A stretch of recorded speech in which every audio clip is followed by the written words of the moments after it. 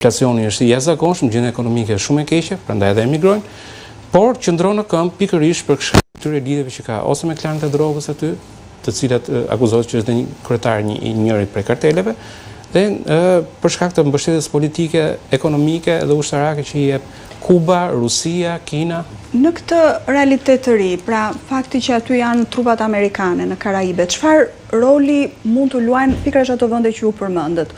Kuba, betemi aty në Amerikën Latine, pra Kuba, Brazili, Kolumbia, por edhe më tej Rusia, Kina, nxitse apo frenuese në rast të një konflikti?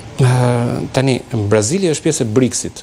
BRICS është një blok ekonomik i ngjashëm në një farë mënyrë me blokun evropian, me BE-n ose me ASEAN-in, që është organizata për Azinë Juglindore, dhe e ka bërë ka marrë një drejtim që ecën në drejtim të lindjes, në drejtim të Rusisë dhe në drejtim të Kinës. Por kjo është, si thua, në mëdyshe, sepse ka pasur president si punë e Lulës që është tani, i cili nga një marksist u bë socialist, na i drejtuar sindikatash e tjerë. Është tani presidenti i vendit, po ka pasur dhe presidentë të tjerë si puna e Bolsonaros, të cilët kanë të njëjtën ideologji si Trump. Dhe duke qenë se njerë vjen njerë vjen një si puna e Lulës, njerë vjen një si puna e Bolsonaros, Brazili duket në një farë dileme për të ardhmen e vetë se si duhet ta ndjeki. Por Brazili nuk mund të ndërhysh, domethënë ushtarakisht. Brazili është një vend jashtëzakonisht i madh, domethënë jo vetëm si përfaqe, por edhe në popullsi dhe në ekonominë e tjera. Pra ajo që ti mund të bësh me Venezuelën nuk mund ta bësh me Brazilin. Në këtë rast Brazili mund ta ndihmojë Venezuelën në kuadrin e, po themi, një mbështetje diplomatike, për shkak se Lula është një personazh i cili i përket të njëjtit formim si puna e Maduros.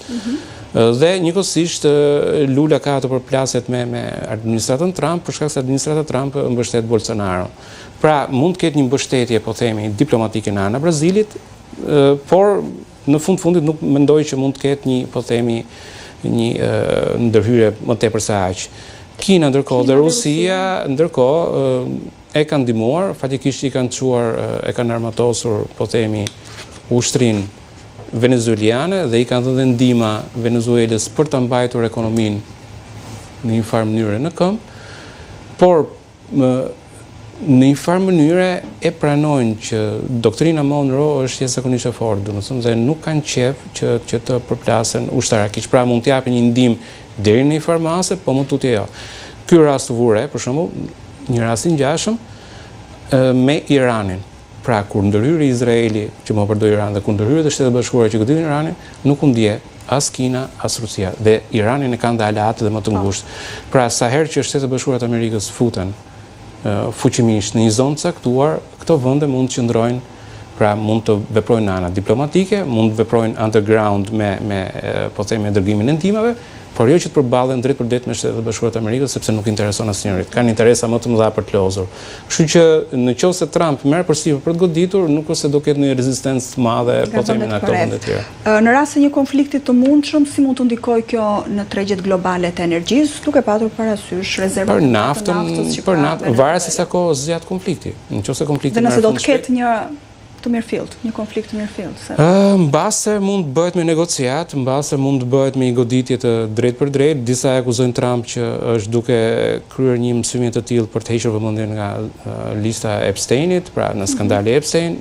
Pra diskutohen shumë versione. Ajo që është për momentin që dihet është fakti që trupat janë mbledhur në Karaibe, jo vetëm këto që janë, po themi, me grupi goditës detar, por njëkohësisht Shtetet Bashkuara të Amerikës kanë dhe trupa në Porto Rico, që është afër, sepse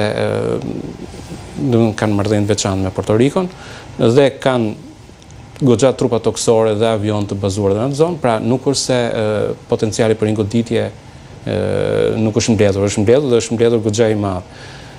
Pikpyetja është cila do jetë mënyra, mund të jetë me një goditje precize, pra mund të goditet Maduro, mund të jetë një ndërhyrje, po themi, në drejtim të po themi, pallatit presidencial, apo mund të jetë thjesht një presion për të detyruar Maduron që të largohet dhe t'ia dorëzojë qeverinë Gonzales, i cili i fitoi zgjedhjet në 2024, pra kandidati i opozitës, mori mbi 2/3 e votave, por Maduro e mbajti me dhunë, domethënë, pushtetin. Kështu që opsionet janë mbi tavolinë. Ajo që bën Trump tani është fakti që unë po cilë këto trupa për treguar që kam seriozisht me ty. Dhe a ka dritare për një diplomaci reale sot me Maduro? Në qoftë se i ofrohet një garanci, shiko, këta janë njerëz që janë kriminal në kuptimin që nuk kanë ndjen për popullin e tyre, thjesht duan pushtetin e tyre dhe mbi të gjitha duan jetën e tyre. Nëse kanë ndonjë garanci, pra mund të marrë një garanci mbi veten, edhe Maduro mund të negociohet për t'u larguar në pushtetin, nëse ai presioni vazhdon të rritet. Dhe atë që po bën administrata Trump është rritje presionin duke rritur në mënyrë graduale, po themi, jo vetëm prezencën e flotës që është, po dhe të goditjeve ndaj barkave drogës që dalin nga Venezuela, dhe njëkohësisht duke mbajtur në monitorim gjithë hapësirën ajrore që praktikisht janë duke mbajtur tani të Venezuelës. Dhe kjo mbajtje në hapësirës në kontroll, nuk kupton që ti merr informacione në terren në kohë reale, pra ti mund të gjesh se ku janë përqendruar, se janë përqendruar, nga lëviz, ku lëviz, pra ti merr një informacion të tillë dhe i ke gjithë opsionet e tua në tavolinë, dhe këtë ai e di kur e kupton këtë situatë. Kështu që të shpresojmë që të jetë një zgjidhje pa viktima, po me këta diktatorët e çmendur nuk ose i di. Edhe diçka e fundit. Është kjo pika me ulët e marrëdhënieve mes dy vendeve, nëse do kemi parasysh marrëdhëniet të SBA-ve me Chavezin me presidentin paraardhës që ka qenë në Kjo është me ulta në kuptimin po, sepse domethënë derisa ndërhyjet me një dislokohen trupa në Venezuela, po. Faktikisht nuk janë dislokuar, po të themi që përgatitet për një goditje në Venezuela, po kjo është hera e parë në administratë amerikane që po shkon në këtë drejtim. Ka pasur ndërhyrje më përpara, ka pasur ndërhyrje në forcat amerikane në Panama, ka pasur ndërhyrje në Kubë, pra kjo doktrina që është doktrina Monroe është shumë e fortë në Shtetet Bashkuara të Amerikës.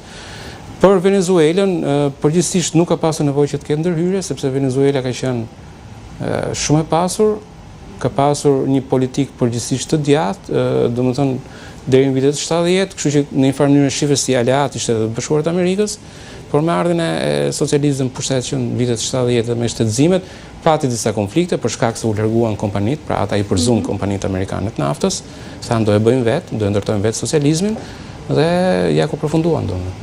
Unë ju falenderoj shumë, gjithmonë kënaqësi. Gjithashtu. Një tjetër hapësirë publicitare rikthehemi pas pak.